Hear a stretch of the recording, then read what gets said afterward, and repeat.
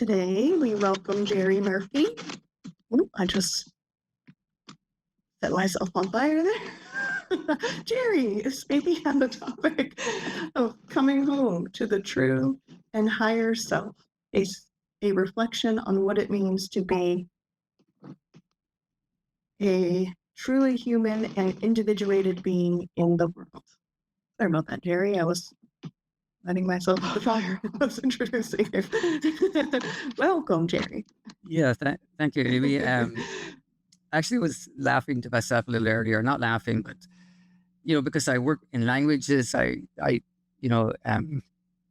teach British English to business professionals around the world, but we're always running up against words and expressions and idioms that differ between US and British English. So I was just thinking when you were talking about dropping a stone, if you drop a stone in Ireland, you're losing weight. So because we measure weight in, I don't know, pounds and stones, what have you. But I didn't want to interject with that. Anyway, yeah, so thank you, Amy, for your introduction. So let me just start with the idea that came to me for giving my presentation today. And it happened 4 years ago when I was running a small retreat center in Florida. I was running a one-day program, and we had gathered as a group of about 8 or 10 people, and we were just beginning the program where everyone kind of introduces themselves. You say who you are, where you've come from, maybe the reason that you're joining the group for the retreat and what you hope to get out of it. So this particular morning, we were in the middle of introducing ourselves as a group, and a kind of a middle-aged guy sort of swaggered in, and kind of the hippy-dippy kind of look about him, but he was gentle and calm, and he sat down in the middle of the floor. He didn't take a seat, kind of cross-legged.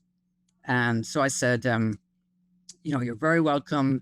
Thank you for joining the group. We're just introducing ourselves. Would you mind maybe introducing yourself and telling us a little bit about your reason for coming to the program? And he kind of in an abrupt way said, there is no me. There is no self. That's completely a fabrication or an illusion. So there is no me or self to introduce. So you may as well go to the next person. So he kind of stunned me because I wasn't expecting that. But it was a kind of an awkward, disconcerting moment, and he refused to introduce himself, and I had to go to the next person. Anyway, I just share that because it sparked my idea for this morning. Because intellectually, I kind of understood where he was coming from. Because I remember a few years ago when I was running Jubilee House Retreat Center, I actually joined a meditation group at Elder Spirit. So this would have been 2010 or 2011. And it was a group that was studying Buddhism. And Scott Boltwood, who's English professor at Emory and Henry, he was leading the group. So I don't know, Linda, if you remembered. I don't even remember if you were in that group or who was in the group. But we studied the 4 pillars of Buddhism, one of which is the doctrine of no self. So intellectually, when this guy didn't want to introduce himself, I kind of understood where he was coming from. I just felt he was, taking himself too seriously. So anyway, that's the backdrop. So what I'm going to do right now is minimize this screen and pull up my Word document notes so I can no longer see everybody. Sorry about that. I'm looking at my notes, and if you're not hearing me at any point, just interject and let me know. But I'm looking at my Word document notes for the next few minutes. Okay, so what I thought I would do today, because this whole idea of self, no self, higher self, whatever, it's commonly used in kind of spirituality parlance.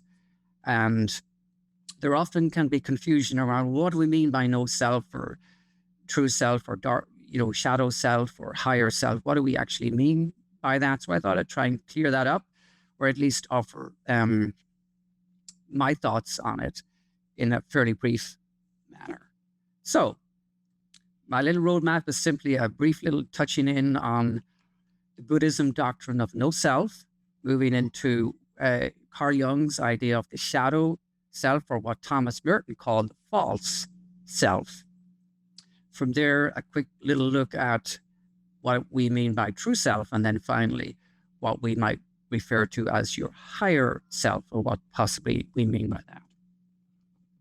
So the Buddhism doctrine of no self is one of the three main teachings, if you will, of Buddhism. You have anicca, which is impermanence, dukkha, suffering, and anatta, the doctrine of no self. So just a thumbnail definition, if you will, of what I understand Buddhism to mean by the doctrine of no self. So first of all, it's a teaching that it's not a negation of the existence of the phenomenal world. It's not saying the phenomenal world is some grand illusion. It's an argument against the intrinsic and independent existence of objects. So the contents of the world are all interdependently originated. It's basically what they're saying. The other term they use for that is what they call interdependent co-arising. Nothing or no one exists in and of themselves. And that's a fairly commonly accepted understanding. I mean, I only exist because my parents brought me into this world. I only exist because I can breathe the oxygen and avail of the natural resources of the earth and go to the supermarket. And there's a million people involved in why I exist or any of us exist. That's their doctrine of interdependent co-arising.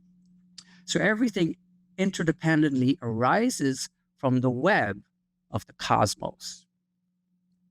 Now, our egoic self, or the I, is what they would say a combination of frequency, or the word they use is skandhas, or aggregates.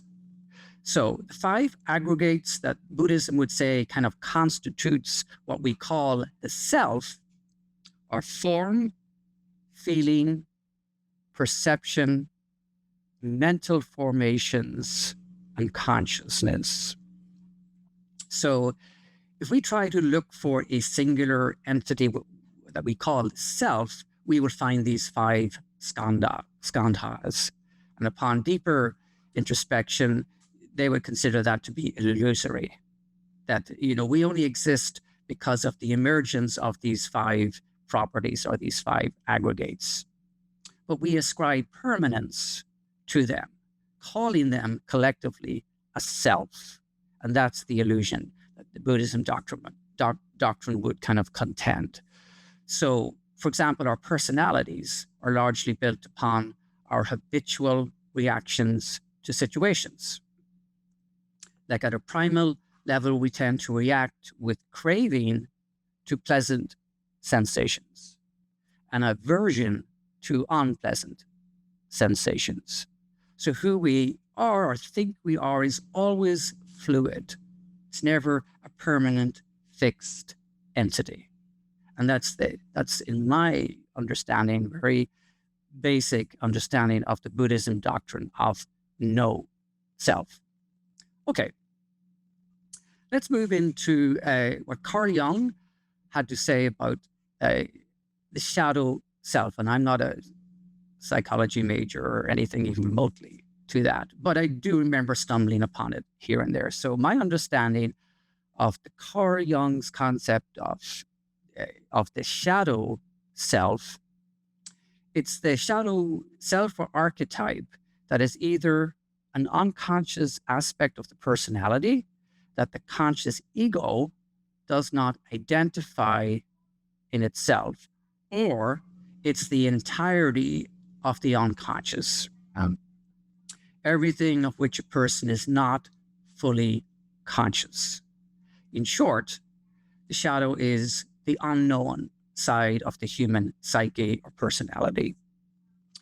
It can include really everything outside the light of consciousness, and it may be positive or negative. But because we tend to reject or remain ignorant of the least desirable aspects of our personality, the shadow self tends to largely be negative. In Carl Jung's own words, it's the unknown dark side of the personality. It's also instinctive and irrational.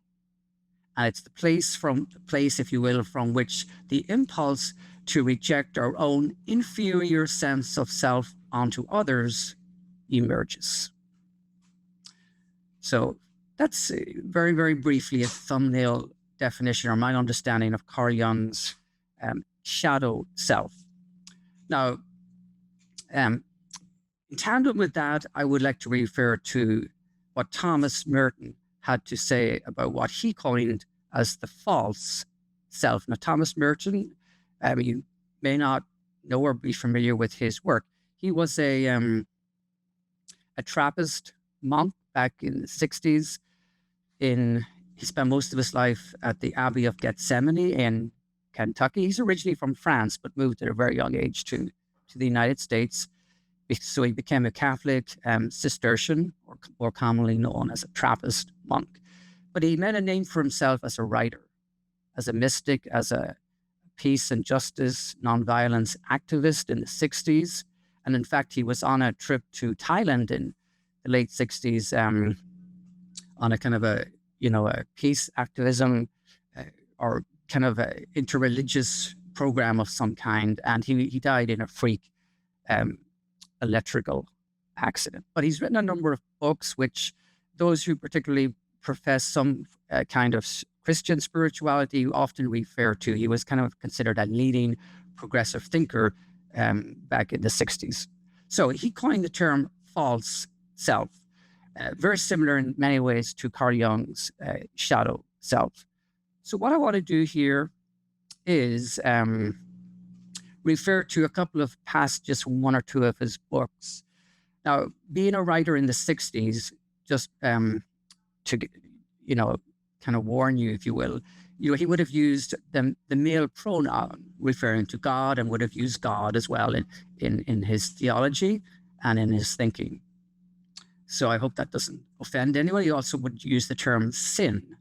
Now, he does kind of elaborate on what he means by sin, but the term sin, God, and using the male pronoun would have been fairly commonplace back in the 60s.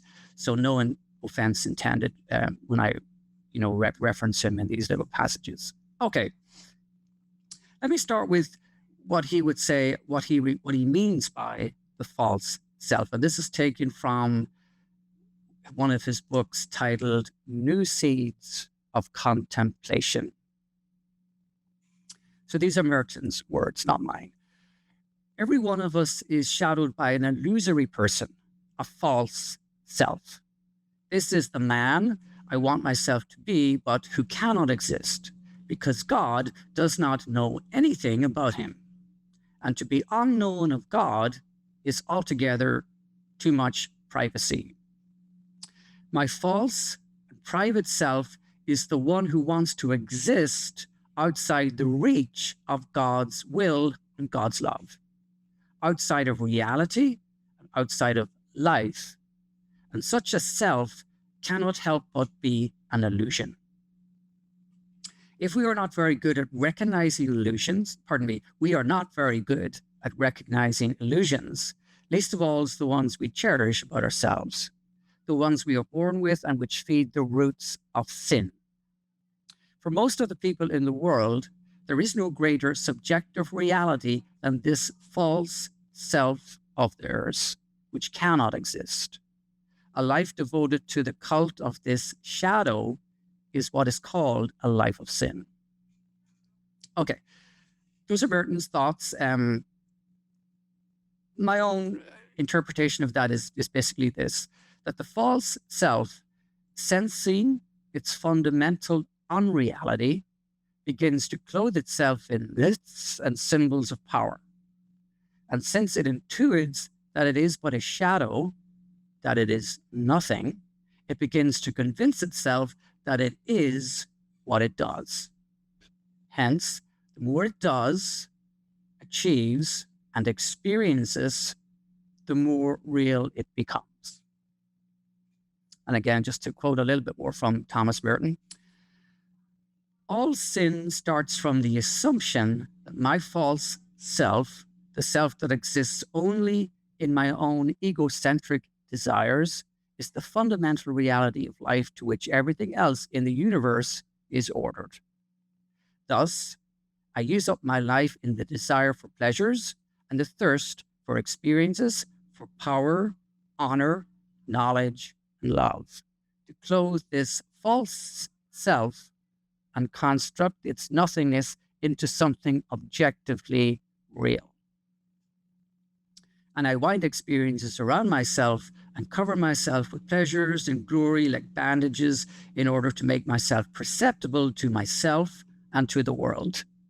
And as if I were an invisible body that could only become visible when something visible covered its surface. Okay, so that's basically just a snapshot of Thomas Merton's work on the false self. Now I'm going to move into basically a short little reflection on what he refers to as the true self and my interpretation and understanding of that. So he had this, it was kind of like a mystical epiphany conversion experience one afternoon when he was at the corner of 4th and Walnut in Louisville, Kentucky, watching people walk by, going about their business. He had some moment of personal epiphany and conversion, and he wrote about it. And it's basically his reflection on what he understands as the true self. It's a very, very beautiful and often quoted passage from, which book was it? Conjectures of a Guilty Bystander. This is a quote from that book on his reflection on the true self. At the center of our being is a point of nothingness, which is untouched by sin and illusion. A point of pure truth, a point or spark which belongs entirely to God, which is never at our disposal, from which God disposes of our lives, which is inaccessible to the fantasies of our own mind or the brutalities of our own will. This little point of nothingness and of absolute poverty is the pure glory of God in us.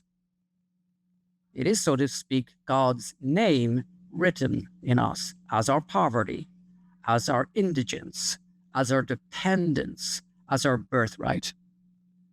It is like a pure diamond, blazing with the invisible light of heaven.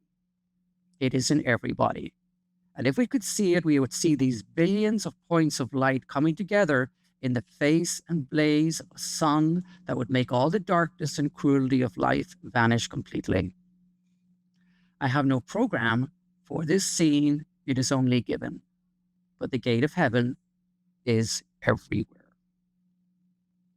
So that was taken from Conjectures of a Guilty Bystander.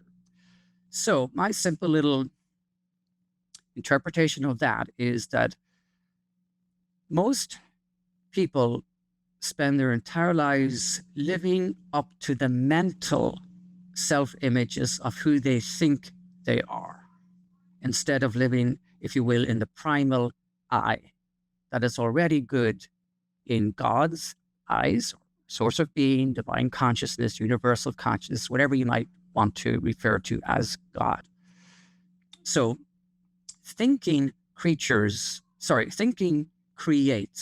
the separate self, the ego self, the insecure self.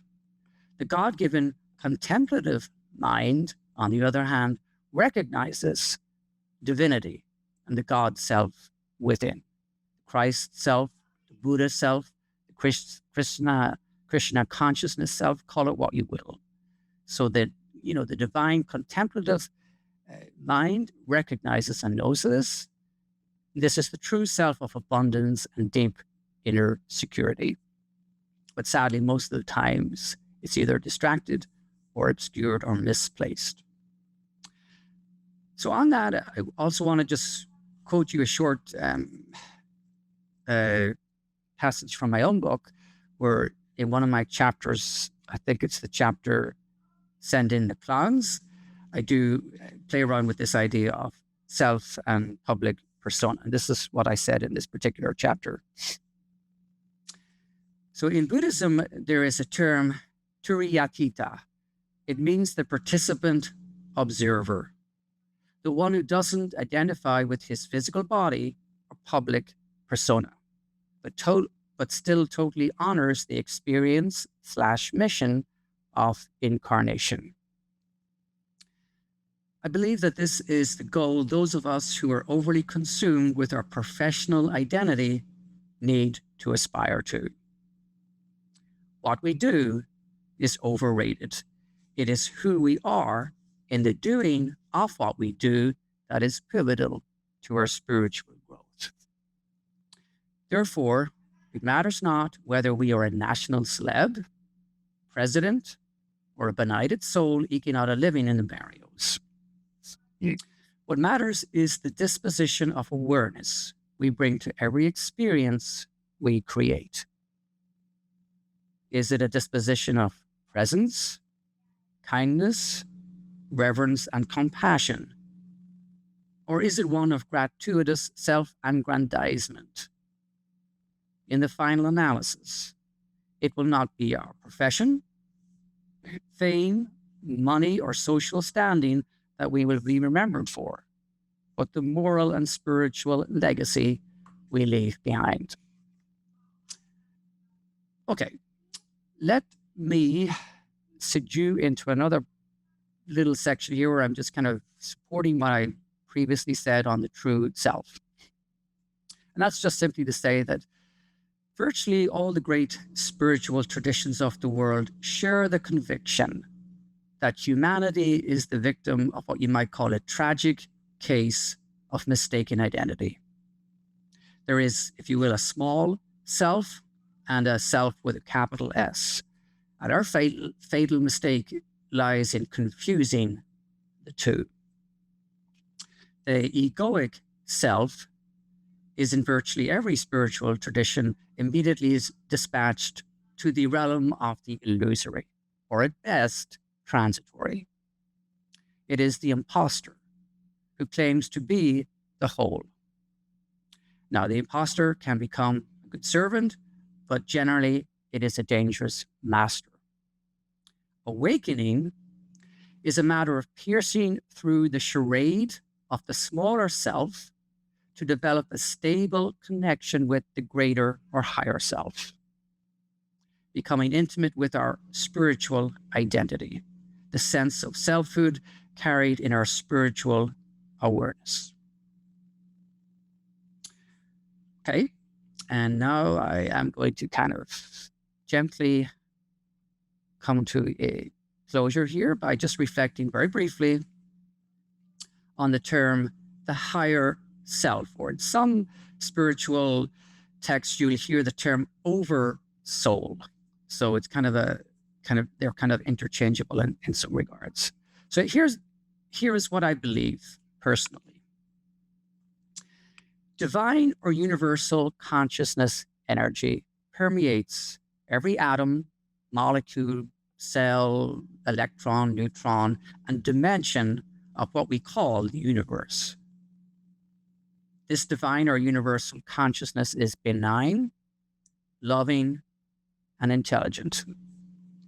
In Hinduism, this is called Atman, the spiritual life principle of the universe, especially when regarded as inherent in the real self or the individual. In other words, a person's soul. So we are spiritual beings in a physical body having a human experience, the purpose of which is the evolution of our soul and spiritual consciousness. The higher self, or oversoul, if you will, this is the spiritual body of the human vessel, still remaining in full communion with the divine. The higher self, or oversoul, communicates through the intuitive mind that directs the soul on the evolutionary path home to God, or our one source of being. And finally, as spiritual beings in physical bodies having human experiences, we are living in what you might call a great school of duality. What do I mean by a school of duality? Love and hatred, darkness and light, fear and ignorance, and the ultimate illusion, separation. Separation from what? From our true and higher self, separation from one another, separation from the planet, and separation from our one source of being. We're very, in terms of collective human consciousness, very polarized, very fragmented, infused with a lot of fear, ignorance, and darkness. And that's what's illusory and irrational. But it is what we are experiencing currently very much, here in the United States. Okay. So I'm just going to share with you it's a short poetic piece to conclude my presentation. It's from William Wordsworth, who I studied many, many years ago when studying Romantic period in English literature. So this is quite a long poem, so I'm not going to read it all. It's Tintern Abbey, or I think the long title was a few lines, well, I forget what the long title, written a few miles from whatever, Tintern Abbey. It had a longer title, but I have Tintern Abbey here. And I'm going to read for you the second verse, because I felt this, when I was looking at this last night, that it kind of very beautifully and poetically expressed the quest to come home to the true and the higher self while still being in engagement with the lived human experience that we all have. So the second stanza from Tintern Abbey by William Wordsworth. These beauteous forms, through a long absence, have not been to me as is a landscape to a blind man's eye, but oft in lonely rooms and with the din of towns and cities, I have owed to them, in hours of weariness, sensations sweet, felt in the blood and felt along the heart, and passing even into my purer mind with tranquil restoration. Feelings too of unremembered pleasure, such perhaps as have no slight or trivial influence on that best portion of a good man's life, his littleness, nameless, unremembered acts of kindness and of love.